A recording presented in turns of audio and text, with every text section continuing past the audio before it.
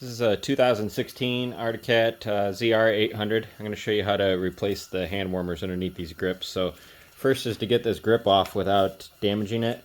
There's a hole in each one of the grips, plus a hole in the middle of the handlebar right here. So I'm just taking these little rubber caps. I put one in there to plug that hole and taped it off so it doesn't pop out when I add air pressure.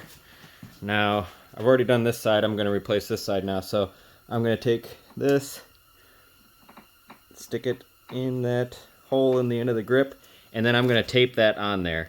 So I'll show you that, and then we're going to use air pressure on the other side to wiggle off that other grip. So I'm going to get this taped up, and then we'll keep going. Alright, now I got this side plugged up and taped off, so when we add air pressure over there, it's not going to pop out that plug.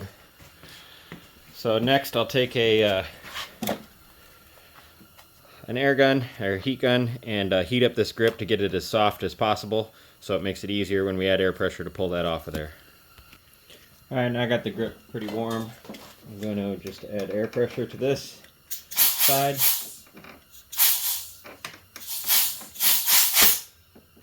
Oh boy.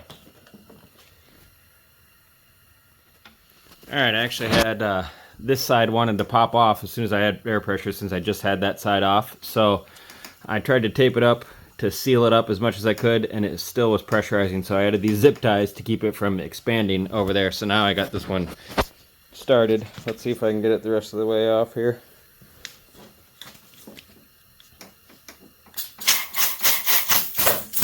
There. Alright, so now we'll remove this tape and get this element off of there and replace it with the new one.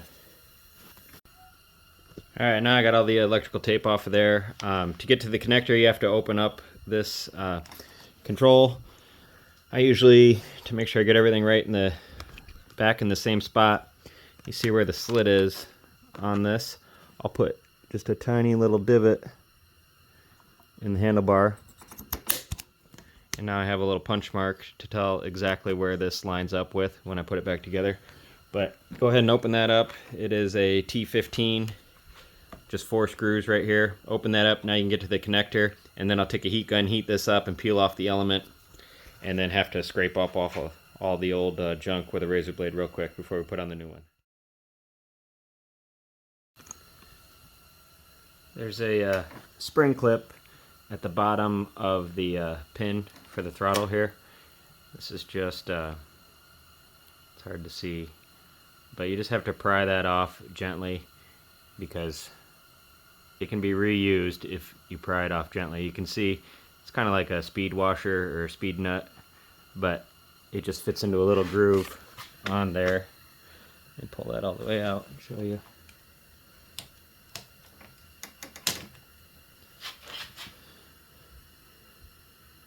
There's a little groove at the end of this that when you push this on, it clicks into that groove. So you can reuse it, just be gentle when you take it apart.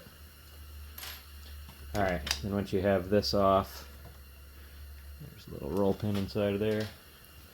Once you have that all the way off, you can take out these screws here, the T15s. So, let's open this up real quick. Alright, now that I got that apart, you can see the connector in here. Oh, perfect. It's underneath another little tiny Torx bit here inside of the connector. Let me show you. So there's the connector. It's underneath this plastic housing that you have to take off with this Torx bit. So let me grab that. Alright, there it is, all peeled off of there. Now I'm just going to take a razor blade and clean up some of this residue so I can get the new one to stick nice. Okay, now I'm all ready for my new heating element here. So I just loosely put this back up in position so I can make sure that I've got clearance for everything here. I got this in position where I know it's going to come down, be good there. I'm going to have enough room for my new harness it's going to kind of have to make this bend here and go inside of the housing. Right here, it's hard to see, a little light. There, you can see the little hole that wiring's got to go into. So before you stick this on, because you only get one shot, make sure everything is going to clear and line up the way that you want it to. So I went ahead and marked my handlebar so I know where I'm going to put this.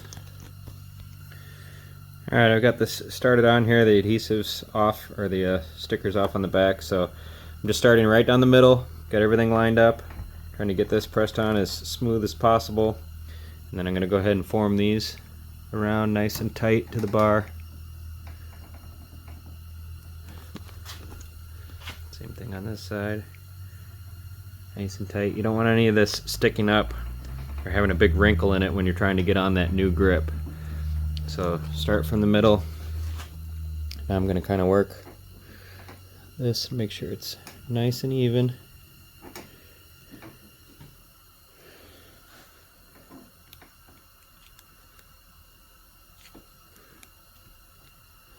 I'm just going to work this around and keep it wrinkle free.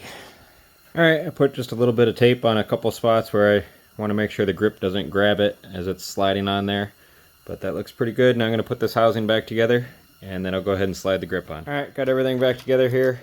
Be very careful the way you route this wire inside of here, and when you put this back together, make sure you're not pinching any wires, including the stock wiring harness coming out of the bottom here. Make sure you've got everything where it's supposed to be, so you don't have any problems in the future. So these aftermarket heating elements are a little nicer than the stock ones. They're a lot bigger. They cover the whole thing instead of just the top. They are from RSI. You got RSIRacing.com to get yourself a set. But alright, now I'm just going to use the air pressure to slide that grip back on, and then I'll test them out and make sure everything's working. Alright, I got my grip heated back up. Try to help as much as possible. Just a little bit of air pressure again, and just work this slowly on.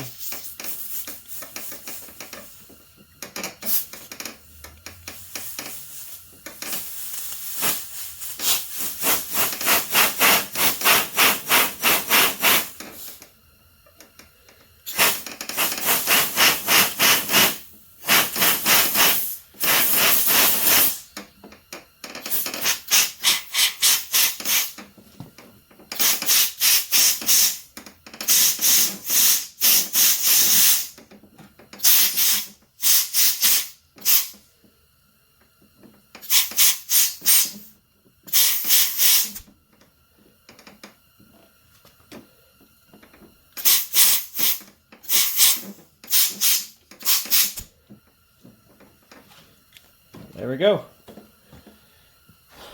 Alright, that's how you replace some heating elements on an Arctic Cat. Thanks for watching.